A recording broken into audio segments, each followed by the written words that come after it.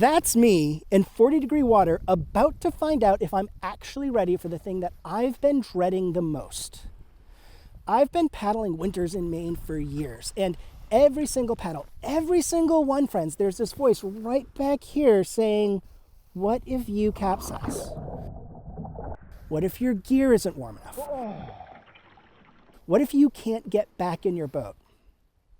Today, I am done wondering. I'm capsizing on purpose in this 40-degree water while it's, 33 degrees outside and it might rain, sleet, snow at any moment.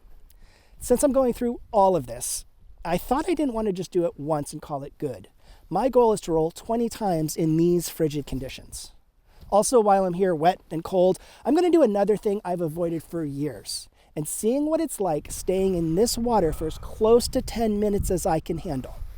What really happens when you're in 40-degree water for that long? Can my gear take it? Will my hands stop working? Can I make it 10 minutes in this water? What is that like? Well, I'm about to find out if I'm as ready as I think I am, or if I've been fooling myself for all of these years. Okay, let's go turn what if into so what, or at very least, see what it looks like.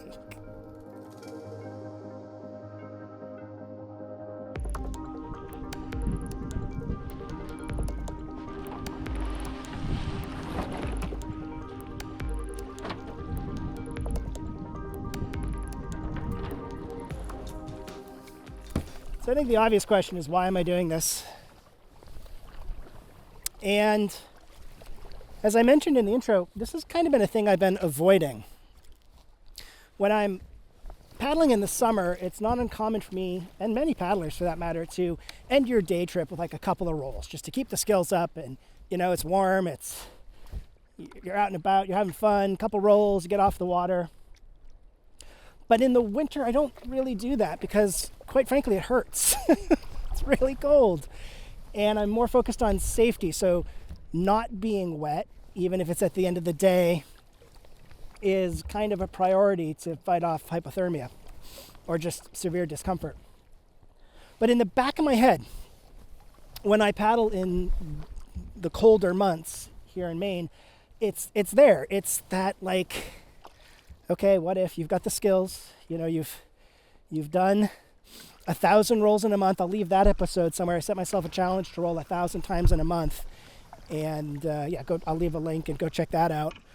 You got the skills, you've put in the time, you got the gear, but what is it really like?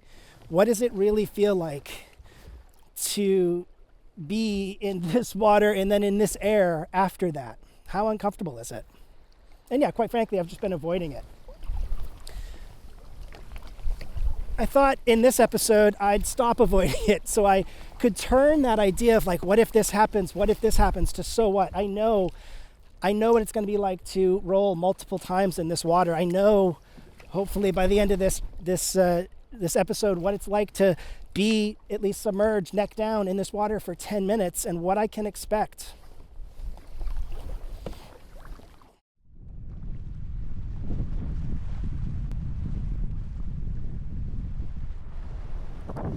I notice my toes are already a little painfully cold. Everything else is feeling okay. I'm actually a little warm, I think, just from getting everything, getting all the gear to the water and schlepping stuff around. Like my body temperature feels a little elevated from that. I've been paddling for a little bit. But my toes, I notice my toes are cold.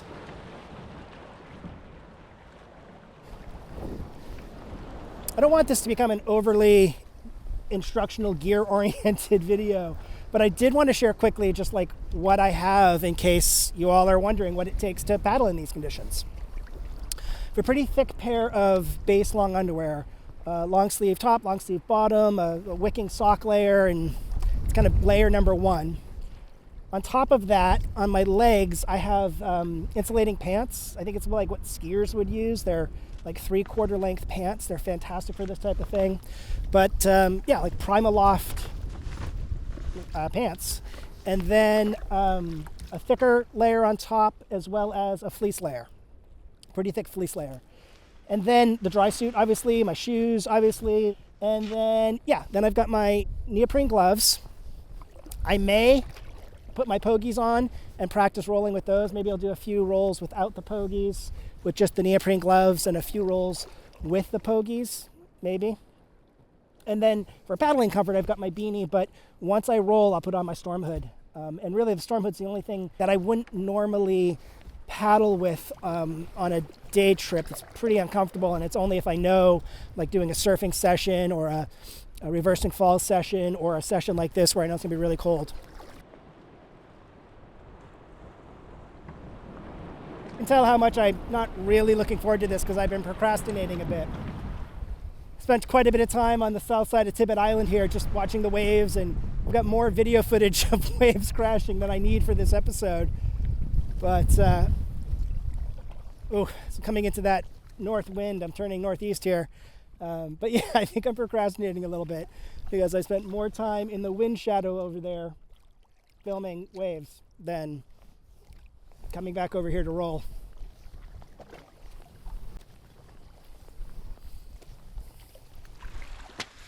Okay, I'm suited up. Feel a little ridiculous. Can't really talk to you. Can't hear a thing. Feel like I'm screaming at you. Couldn't even say that word. But we're gonna go give this a go. Hopefully, see you after about 20 of these.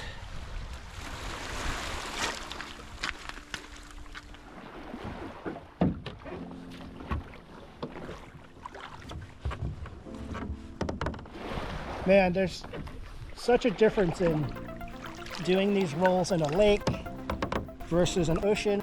You know, there's like boulders under there and stuff I can't see. It is this like green, murky, churned up ocean from the storms we've had. That'll do.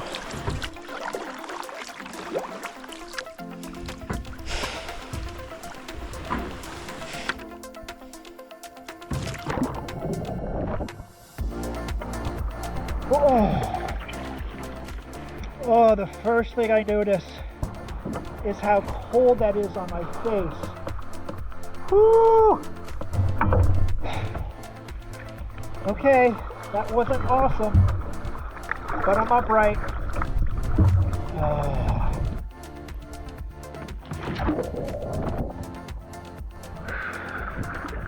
Holy hell. Oh, that is so cold on my temple. Oh, instant ice cream headache. Did I say I was going to do 20 of these? Woo!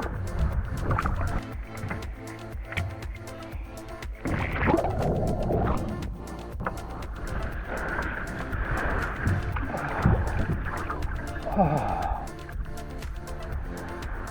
Man, I need the water inside my storm hood to heat up. It is so cold.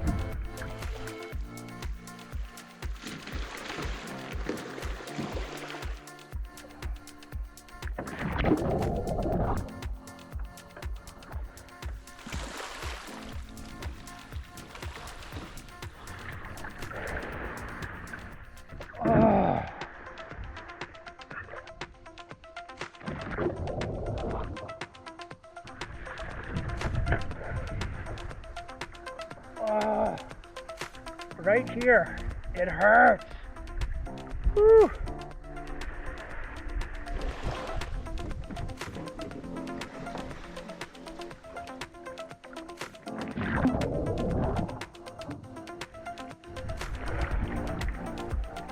Okay, that was 10. I have no idea if you can hear me, but that sucks. Holy crap. Now, let's try some with the Pogies and see how different that is.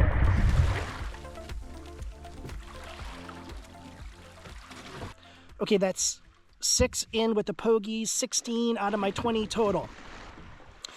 There's not too much of a difference with the Pogies, honestly. I need to set up really well. I just need to pay attention to where my hands are. So it's a little hard to find those markers that I'm used to. This ice cream headache thing is the worst part still. It's like the 5 to 10 seconds after I come back upright, just feeling that cold like attacking my brain. Even right now, like I feel like all hunched in. I'm like, I'm cold. So that's, I feel that. I feel that right here still. Okay, 4 more. I'm really gonna try to slow down. I've been rushing pretty much all of these, honestly. The ones without the pogies and the ones with the pogies. I don't want to be underneath there. It's cold. So I just gotta slow down. Even like a second or two. Adding like another second to slow down and really think about my form instead of just trying to pop right back up.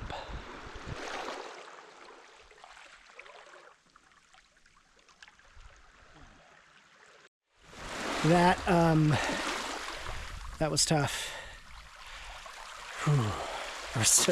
Halfway through, I was like, I don't really need to do 20 of these. Like, you're never gonna know. You'll never know. But I did 20. Couldn't live with myself. Okay, next. Submersion. I've got a stopwatch here. Start my timer and see how long I make it. Okay, I decided to just walk out with my boat as part of sort of my safety precautions here, that if it gets really bad, I can walk back in. But I did want to have my boat with me because if I am out there and I capsize, I'll have to hold on to my boat. Everything is staying on. The gloves, obviously the pogies won't really do a whole heck of a lot and they'll be impossible to hold on to anything. So the pogies are staying, but storm hood, everything else is just staying on. And I'm gonna go get in up to my neck. Here we go. I'm also gonna start my stopwatch. And I have no idea if you can see that. Can you see that? How hard is that to see? Anyway, I've got a stopwatch going for 10 minutes. Here I go.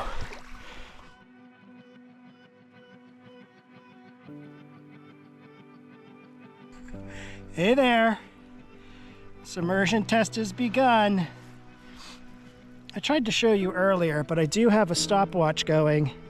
I don't know if you can see the timer function there down at the bottom, but it's counting away.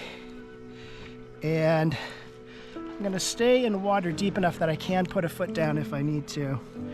And I'm just gonna float here with my boat.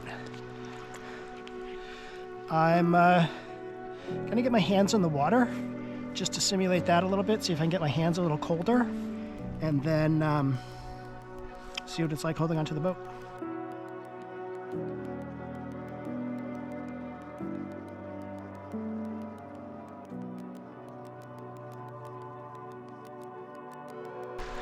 This is probably the most awkward position I've ever filmed in. Update. It's you definitely start to notice your hands when they're in the water. I think if you're holding onto your boat, your hands are out of the water anyway. So I'm not going to keep my hands submerged. I'm just going to hold onto the boat, which is what I'd be doing in a real life situation. It's not the most comfortable thing. I'm feeling it in my toes, and otherwise everything else is pretty okay. My head's warmed up from those rolls, which is great. The storm hood's doing its job. But few minutes in here, and yeah, starting to get a little cool.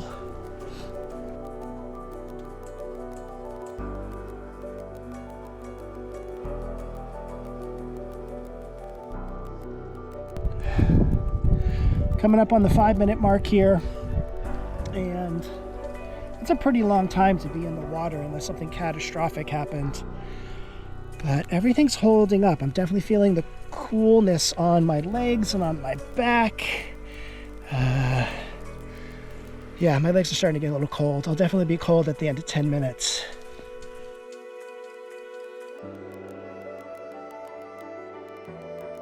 I think one of my biggest concerns is actually somebody coming down this road where this boat launch is and seeing me floating in the water and freaking out. I was really strategic about where I chose to do this. That I didn't just want to be somewhere where like people would be calling the police or the Coast Guard thinking that I would need help. So part of the logistics of filming this episode for you.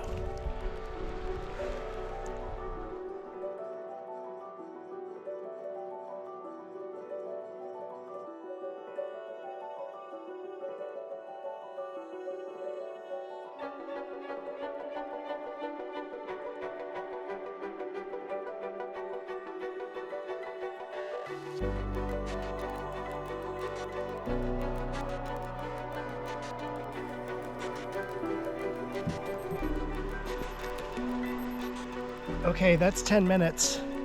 I can't hear anything with this storm hood on, but that is the timer at 0. Okay, that was interesting.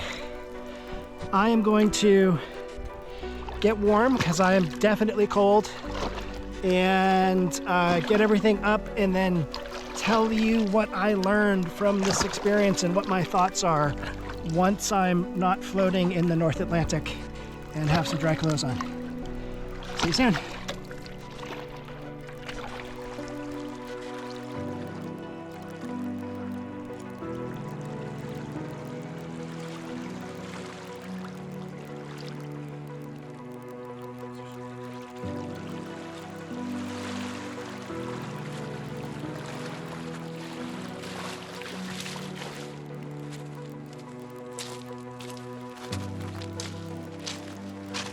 For the record, there are a couple of snowflakes starting to fall.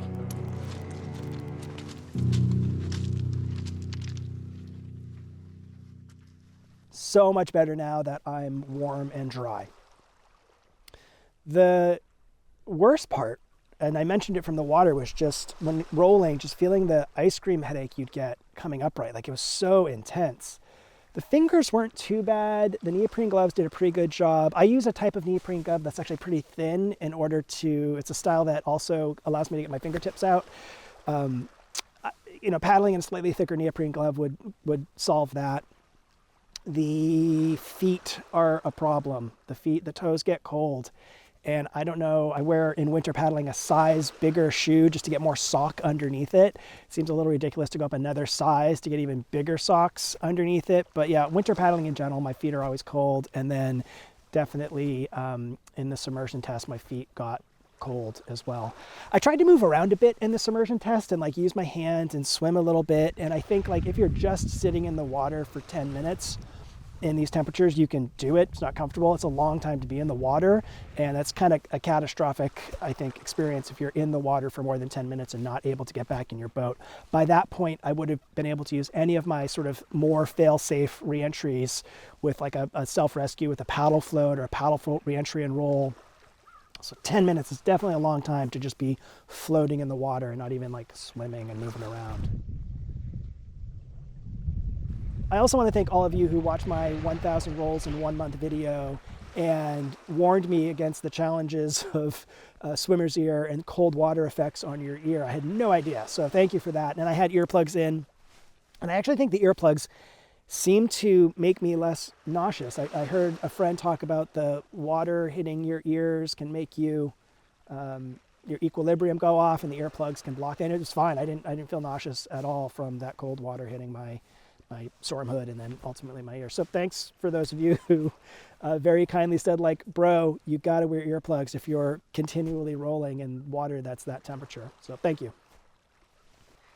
That high level view today of what I discovered is my gear worked perfectly for that 20 roll sequence, which is a ridiculous amount of rolls to have to do, and 10 minutes in the water, which is also a really long time in the water. Everything works. If we're more realistic about it, we'd probably want to look at our in the water window to be 3 minutes or less. And within that constraint, it's doable. I think the real question that I should have been asking all this time is not so much what if I capsize, but am I willing to be that uncomfortable? Because that's what it takes to be in these conditions, to be uncomfortable for that one roll or however much time, hopefully not much time, you're going to spend floating in the ocean. It's really uncomfortable. It's a little unnerving, and yeah, it doesn't feel great.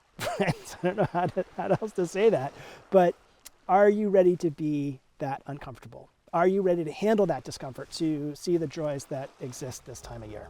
That's the real difference. It's the real thing that I think I unpacked today. And I think I've been confusing the what if with am I comfortable?